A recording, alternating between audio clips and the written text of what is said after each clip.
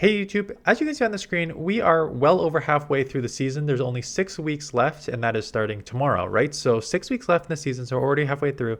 And instead of just doing another top Fantasy Cup team, I decided to look at potential moves that are going to be nerfed and buffed next season, because I think we're over halfway there. People are going to start making pushes with strong Pokemon. I'll have a top team for Great League and probably Ultra League tomorrow. But people are really trying to push here. And what are they going to push us? They're going to push with what is the best Pokemon in this league right now. So following the nerfs and buffs to this season, there's a lot of Pokemon that have risen. There's a lot of Pokemon that have fallen. And there's some, I think, in my opinion, that you need to go after the next season because some are actually extremely strong. So how do we start with this? So when you're looking at Pokemon rankings, there's like three things you can do. One, you can just like gauge the meta based on playing yourself. What are you seeing a lot of? Two, which a lot of people use, is PV Poke, which I use a ton. Gives you a pretty good idea of rankings and shield scenarios and everything there. The third thing you can look at is the Play Pokemon competitive series. So this takes a look at the top 12 Pokemon used, and this in particular case was day one of the Portland regionals. And there's a couple things that I'm going to talk about in this list, and then we're going to get into Moveset discussion here.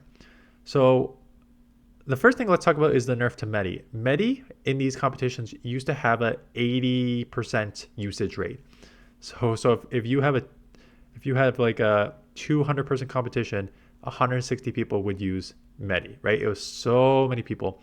So it eventually just, the psychic nerf has moved it down to 50.6%, which is huge.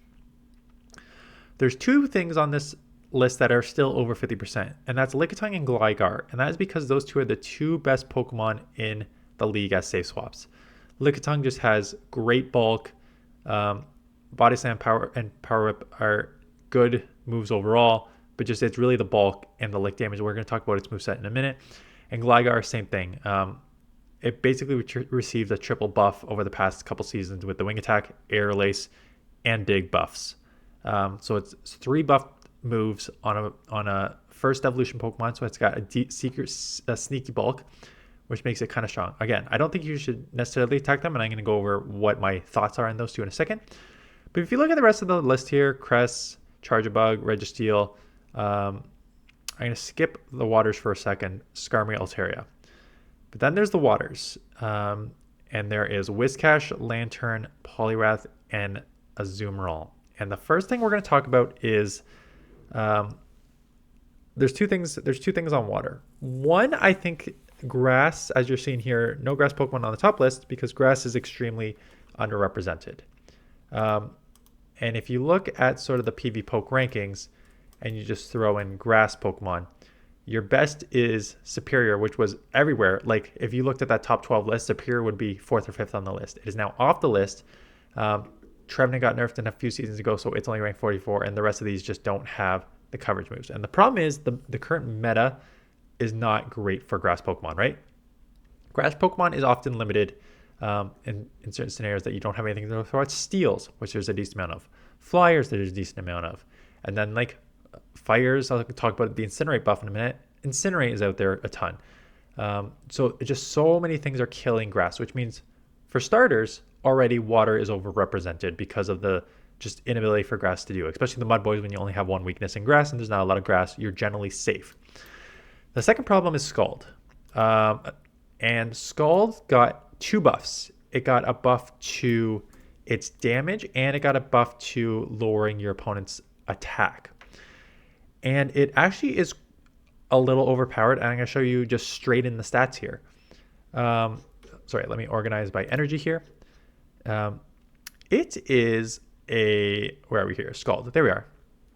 It is a 50 energy move for 85 damage, 1.7 damage per energy, which is already pretty good. But it's the 50% stat chance of lowering your opponent's 50% chance of lowering your opponent's attack is what the killer is here. And I look at immediately right below here is Scorching Sands, the newer move they put in the game, which is same energy, 5 less damage, and 20% chance less of lowering your opponent's attack. If you look at other 50 turn moves, they either, if they hit harder, they don't have this chance of lowering your attack, and some actually just hit lower and don't even have these stats, right? So like Sky Attack got nerfed, so same energy, less damage. Sludge Bomb, less damage, no attack stat there. When you go to some moves hit a little harder. Like if you go up to Dynamic Punch, hits only 5 harder. But there's that. Dig, which we talked about, or I'm going to talk about on Gligar, is actually lower damage and no chance of lowering your attack. So there's no reason that Scald should be this dominant, right? It should not hit great, like a generally quicker charging move with hard damage per energy and a 50% chance of lowering your attack. So I think you need to move this down to a mirror of Scorching Sands. There's no reason for it to be so powered. And the problem with it is because the 2 Pokemon that are absolutely dominating with it, one not only need to not worry about a bunch of grass, their fast moves are what make this so strong. So you have Whiscash with Mud Shot, obviously as one of the fastest charging moves in the game, 4.5 energy per turn. So you get to those Scalds super quick. So when you get to the Scald so quick, it's a hard hitting move, plus it potentially lowers your attack 50% of the time. It just makes it super powered. And then same thing with Counter, a double whammy with decent energy per turn, 3.5, and then also that damage per turn of 4. So with Whiscash, only weak to grass, not a lot of grass, you get to the Scald super quick that you can lower your opponent's attack once, twice before they even like know what's hitting them, right? And it still does a ton of damage. And then Poliwrath with the counter is doing a ton of fast move damage, getting to the charge move very quickly, and that. So I think I talked about Gligar and Lickitung as the 2 best save swaps in the league. Poliwrath is right there at number 3 as the best save swap in the Great League. So I think you just need to make Scald in line with other moves, and the most obvious other move is Scorching Sands. So that's the first one that I think you need to attack. In terms of the Pokemon that are everywhere, Gligar, Lickitung, I have always said they're the safest. They're the best because of the bulk and the movesets and stuff like that. So if you're going to attack anything on those, what can you attack? You can't attack their stat products. Pokemon Go will never attack stat products. So you have to look at the movesets. What makes Lickitung so scary is, everything. It's bulk, Lick, Body Slam, and Power Whip are all potentials for something that you should look at. Now, in terms of Lick, when you actually go to the 1-turn fast move, Lick is actually not a great 1-turn fast move. It's a ghost move, 1-turn move, only 3 damage and 3 energy. So it actually pales in comparison. So it's on par with Bug Bite, but it's like less damage. It's worse than Dragon Breath. Lock On is obviously just like a faster charging move. It's a mirror of Tackle. It's a mirror of Water Gun. Like Lick, and it's non-stab, same type of attack bonus. You don't get that same type of attack bonus on Lickitung because it's a normal typing. So although people are like, Lick just keep adding up and adding up, honestly, from a stat perspective, it's in line with everything else, so you can't really attack it. So the second thing you look at is the charge moves. So the first one is Body Slam. And Body Slam is an interesting one because it is a very, very spammy fast move that also has very good damage per energy, right? So 35 energy, 60 damage, 1.71. And the thing is, when you're in those low areas here, like you can just look at the rest of the 35 energy moves here. There is really nothing that compares except for Leaf Blade, which is more. But for the rest of this, there's nothing that compares to this 35 energy fast move for this damage. And you get Stab, same type of attack bonus on this and on Vigoroth, which makes the Vigoroth extremely, extremely strong in every limited meta, right? So you do one of two things. You can lower this damage to move it in line with other moves here, right? There's a ton of 35-50 moves here. There's Aqua Tail, there is Breaking Swipe, there is Cross Chop, there is Cross Poison, there is Double Iron Bash, there is Dragon Claw. Like, why is there so many 35-50 moves? Why is what does end up being a Stab Body Slam 10 more damage? So that's one of your options. Your other option is just to kick it up 5 energy, right? Make it a 40-60. So when you go to the 40s here, then you get sort of like comparables, right? It'll be slightly worse than Drill Peck. It'll be slightly better than Fire Punch. Flying Press is kind of a one. It'd be exactly like Glaciate, but it wouldn't have the attack. So like it'd be better than the Ice Punches. It'd be a Mud Bomb Clone. It would be a Mud Bomb Clone at 40 for 60. Yeah. So you can move it up to 40 damage and just make it a Mud Bomb clone, 40 or 60 for 1.5. That's the one option. That will have effects on other Pokemon, right? I already talked about how Lickitung and Vigoroth are the two obvious ones. There's some less obvious ones, but there's Wireless, Double, Dragonair, Greedent, Munchlax. So there's a lot of Pokemon that actually do rely on the Body Slam spam, and it would actually make some of these other Pokemon like Miltank and stuff like that even worse. So if you're going to attack Body Slam, yes, that would be a direct effect on Lickitung and Vigoroth. I still think that's tricky because of the effects that would have on other Pokemon. So the other thing is Power Whip. And Power Whip is one that I think you can easily attack for two reasons. So let's just actually, while we're here, look up Power Whip. There's not a ton of Pokemon that actually use Power Whip. I know this goes exactly against everything I just said about grass being underrepresented. But I think for grass, you need better secondary coverage moves for all the things that you're weak against. That is how I would help grass, not just like buffing Power Whip or something like that. So like going after Power Whip, yes, Ferrothorn and Tangrowth, but like when have you seen a Tangrowth? When have you seen an Ivysaur? Like very, very limited. It's really Lickitung that is just relying on that Power Whip move. And Power Whip is a 50 energy for 90 damage, 1.8. So again, when you look at it, it is just far and above most of these other 50 turn moves, right? Better than Oblivion Wing, better than Iron Head, better than Hyper Fang, better than everything. It's a mere Grass Knot. Flame Charge buffs. It's a dynamic punch, right? Which is such a hard hit move. It's 10 better than Dig. It's 10 better than Dark Pulse. So it's a really, really strong move. So I think if you just like, if you wanted to attack Lickitung directly, but also save your other grasses, what you could do is just nerf Power Whip, nerf the energy on Power Whip, but then just give everything Grass Knot, right? Because they're clones. It's a grass move. Give the other grass Pokemon Grass Knot, nerf Power Whip so Lickitung can't use Power Whip as much.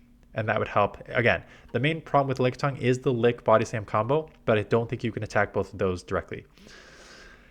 And then Gligar is an interesting one because it is strong and safe and bulky. But if you actually look at the move stats, it's not anything that is consequential, right? So I already talked about Dig 50 over 80. We just looked at all these other stats for 50 type move Pokemon, right? So I'm saying nerf the Power Whip, but like 50 over 80 in line with Hyper Fang. Where's the Dynamic Punch? In line with Dark Pulse, less than Crab Hammer, right? So I actually think like Dig as a 50, 80, 1.6 is not bad. And Aerial Ace is buffed, but it's still crap, right? 40, 55, 1.37. So that is not bad. What is bad is the Wing Attack buff that it got, right? And why it's tricky here is that it's got Gligar is bulky enough to stand for a while. Now you have a spammy move that also has insane coverage, right? So you're a flyer that can deal with like the grass and the fighters, but you also have that insane coverage for steals and rocks and stuff like that would normally kill a flyer. So that's why the Wing Attack is interesting. So can you go after Wing Attack? Again, it just got buffed a couple seasons ago, and it has an effect on a lot of Pokemon here, right? So we'll look at the stats in a second, but just so you are aware, like Wing Attack will also affect Mantine, Pelipper, Golbat, Gliscor, Pidgeot, Noctowl, Charizard, and then some of these other like kind of niche Pokemon. So it will have an effect. If you're looking at Wing Attack in terms of stats, where are you? Wing Attack, there you are. It actually is somewhat comparable with other moves, right? So you have Wing Attack is a mirror of Vine Whip. I'm just looking at the rest of like it's a 4 energy here.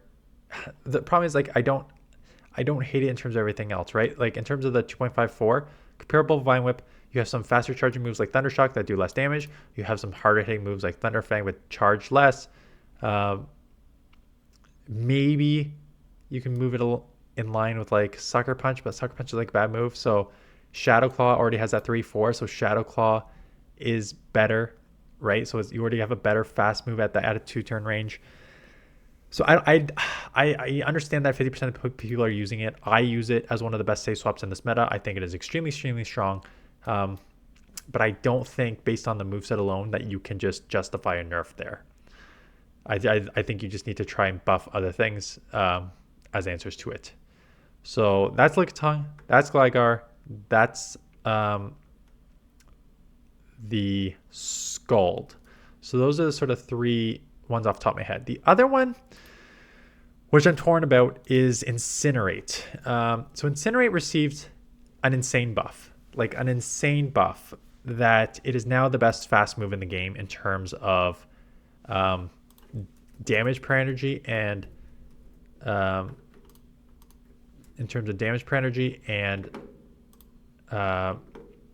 energy per turn. 4 and 4, and again that combo beats counter, that beats Shadow Claw, right? So 4 and 4 there. Shadow Claw is only 3-4. Counter is 4 and 3.5. So in terms of damage per energy and energy per turn, Incinerate is by far the best move in the game. Now, what has that done? Fire was underrepresented already to start with. I still think it's a bit underrepresented. And if you look at the Incinerate move, there's really only 2 Pokemon that really, really benefit from it. Because like Salazzle, Leo in the Great League are kind of niche. If you go to the Ultra League, it's the same 2 Pokemon. And it is Talonflame, Skeledirge, and I guess in the Master League, Ho-Ho. I don't play Master League enough to comment on how much Incinerate has done for Ho-Ho in the Master League. But I have done enough Great League and Ultra League to talk about how much Incinerate has done for Skeledirge. I've said it multiple times. I have never, ever seen a starter Pokemon released with no like Community Day move that is as dominant as Skeledirge. And you can look at how Doombug has dominated with Skeledirge at like a regional there where he lost like early, but then he swept the rest of it and went on an insane run, and Skeledirge was on his team. And it's because Skeledirge has like kind of sneaky bulk, but also the Shadow Ball is a great charge move, and Disarming Voice just gives it nice coverage. But it's really that Incinerate damage. Like if you lower the Incinerate, it would come back down to reality. And I think Talonflame too. And Talonflame in the Great League, not so much. Ultra League, definitely a lot more there.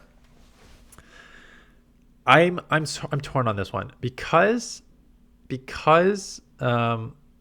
Fire is already so underrepresented. I think you leave it. Could you just like lower the damage by like 1 or 2 to move it in line with like a Shadow Claw or counter clone? I think that is more realistic if you want to nerf it, but I don't know, just because it's only on a few Pokemon and because it's just not as strong in general, like Fire's not as strong in general in this meta. That is why I think like you could potentially leave it, but definitely like, again, I've never seen a starter Pokemon as strong as Skeledirge right out of the gate, and that is 80% because Incinerate got buffed. If Incinerate was back to its normal, it would not be used. Now, is that a bad thing that it's used? No. It's still not in the top 12 meta. I think it's like still not niche, but I think it still takes some getting used to. 5-turn moves are trickier. That's one of the also reasons why they said like they gave Incinerate more energy and stuff, is because like 5-turn moves are harder to use. And I will go over in the charge moves. I do this every time. There is Dragon Breath and Dragon Claw and my bad. Dragon Breath and Dragon Tail in the fast moves, and every single person chooses to use Dragon Breath, even though when you look at the stats, energy per turn the same, damage per turn, Dragon Tail is better. So if you're looking just like ignoring the 1 versus 3 turn move here, if you just look at like I want the best damage per turn and energy per turn stat, every single Pokemon that has Dragon Breath, Dragon Tail, you would be using Dragon Tail. But everyone uses Dragon Breath because a 1-turn move is much easier to use and catch and fast move optimization than a 3-turn move is. And that's where Incinerate gets killed. It's a 5-turn move, which makes it tricky to run. So I don't think you, even though it seems like Scald can be really, really annoying at times, I really don't think you touch Incinerate. Maybe lower its damage or energy like by 1, but like I really don't think you touch it. So those are all like the main moves that got caught me like immediately. Overall, I actually, besides those moves, I think the meta is quite healthy. I think the lowering of like Lantern is still out there a lot, and I think that's still just like the grass issue. We could talk about like re-nerfing Spark again. I think that's the one that maybe attack if you want to do Lantern. But for the most part, like I think it's a very good meta. You have like dragons popping up. You have like newer Pokemon like Clodsire there. Toxapex is making it kind of come back. You have Charjabug in there as sort of like an electric. Sableye dropped a bit, but it's still very strong. So I actually think the meta is quite healthy. I really think you just need to do 2 things. I think you need to help the grass out a bit. I think grass is getting killed mostly by its limited second moveset. Like Frenzy Plant is such a good strong move, but then like Venusaur, Meganium, like right now you have nothing to throw at a flyer that like you could throw these Frenzy Plants at Gligar because it's half ground. But for the most part, Earthquake, Sludge Bomb, any other flyer, if you get like a Skarmory or something like that, you have nothing to throw. And that's what makes these Pokemon tough. And what makes it even worse, and this is why I think Scald needs to be nerfed. You can get in a Scald match against Jellicent, against Azumarill, and the amount of damage that resisted counter and resisted Scald add up on those 2 Pokemon is insane. But if you get something like a Meganium or Venusaur on a Skarmory, there's just like nothing you can do. And I get that's 1 versus 2, that's double resisted as opposed to single, but like just pick another flyer like Dragon double resist too. And that's the thing, like a lot of these other flyers just like are such walls to this. I just think you need like a better secondary move for these Pokemon. Yeah, I would love to see, like, sure you need some nerfs. I would just love to see some buffs to all these Pokemon in like the 90 to 100 range.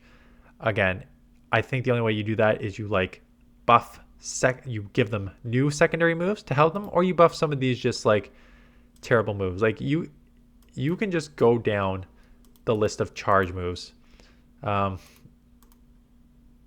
just look at like damage per energy if you want to just do that. Like there's these nukes here, and then like you get usually the hard hitting community moves, 40 damage, like Hydro 2 like 2 damage per energy, Frenzy Plant 2.22. Like those are the hard hitting community moves.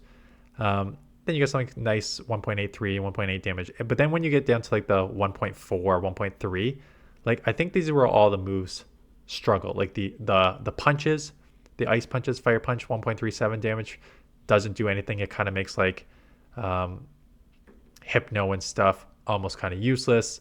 I don't mind these 1.33 damage that have 100% chance of like attack stat drop. So like Icy Wind, not a great move, but 100% chance of lowering attack. Mystical Fire.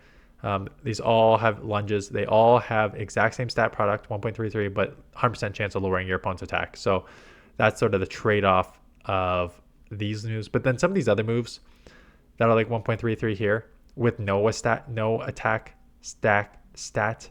Like Shadow Force is, why would you ever use a 90 turn move that got you 1.33 damage per turn? Like that's ridiculous. Yeah,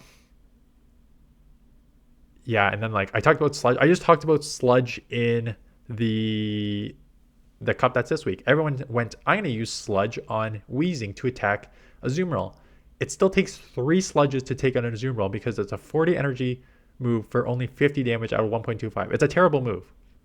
So I really think like Bone Club, the second move on Marowak, I think Marowak could be way stronger, like a Ghost Fire with a decent fast move and Fire Spin that got buffed, a nice Shadow Bone charge move, but just the second move kills it with Bone Club, right?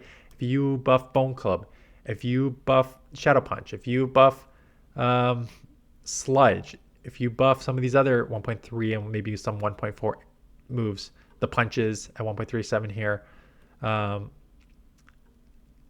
Heavy Slam, Aqua Tail, like Discharge, like these are the types of things that would change the meta. Like if you moved all those up to in line to like 1.5-ish, I think that would actually create a bigger effect on the meta than it would just lowering, like nerfing Scald and nerfing Power Whip to take down Lickitung a bit. Like just give other Pokemon answers.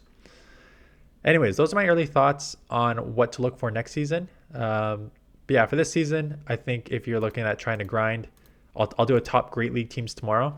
But on this list should give you an idea of what you need to use, right? Again, I think Grass is underrepresented, so I think Whiscash, Lantern, Poliwrath, Azumarill, all super strong. I think Safe Swap, Gligar, and Lickitung are super, super strong meta like Pokemon that are very, very safe as safe swaps, just great coverage. I think I did like an all safe swap team. Yeah, actually I did. One of my best teams this season was an all safe swap team in Gligar, Lickitung, Poliwrath, and I did so well with it because they're just such good Pokemon and they actually kind of cover each other's weaknesses as well. So yeah, those are my early thoughts. Let me know in the comments what you think needs buffs or nerf or anything like that. Again, it's early, it's not too early. There's only 6 weeks left in the season, so it is coming up quicker than expected. But yeah, it's always fun to kind of think about how the meta can shift and stuff. I do think though overall that the meta is much, much better than it has been in previous seasons. But that is it. Thanks for watching. I do have one more team. I'm really grinded with this team. I'll tell you what now if you made it to the end of this video. It is Escav, Azumarill, and Bastiodon. And I have jumped up to 2850 with it. I got 2 more. I'm filming this, yesterday. I'm filming this Wednesday. I've got 2 more sets with it today. So hopefully I get to like 2850, 2900. I'll showcase it this afternoon. But I may, like, if I do really, really well in my last 2 sets with it, I may like try and do all 5 sets tomorrow morning to see if I can hit Legend to showcase that Legend tomorrow afternoon. I'm doing very, very well with it. Anyways, that is it. Thanks for watching. See you guys in the next one.